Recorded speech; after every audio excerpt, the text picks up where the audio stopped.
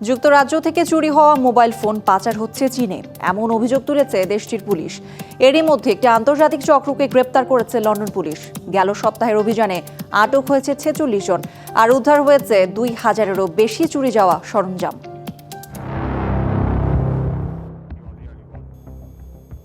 এ যেন কেঁচো খুঁড়তে সাপ। চুরি যাওয়া এক আইফোনের সূত্রে আন্তর্জাতিক মোবাইল পাচারকারী চক্রকে আটক করেছে লন্ডন পুলিশ। সন্দেহ করা হচ্ছে 40,000-এর মতো চুরি যাওয়া মোবাইল ফোন যুক্তরাজ্য থেকে চীনে পাচার করেছে চক্রটি।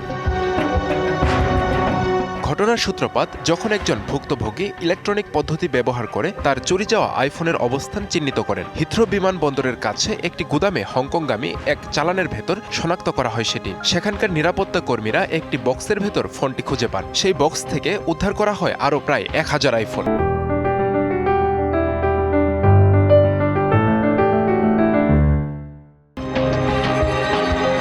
পুলিশ কর্মকর্তারা জানতে পারেন উদ্ধার হওয়া প্রায় সব ফোনই চুরি করা হয়েছিল। পরে আরও কিছু চালান আটকানো হয়। কর্মকর্তারা ফরেনসিক পরীক্ষা চালিয়ে 2 সন্দেহভাজনকে চিহ্নিত করেন। এরপর ওই 2 ব্যক্তিকে ঘিরে শুরু হয় তদন্ত। এর জেরে সন্দেহভাজন আরও 15 জনকে গ্রেপ্তার করে পুলিশ।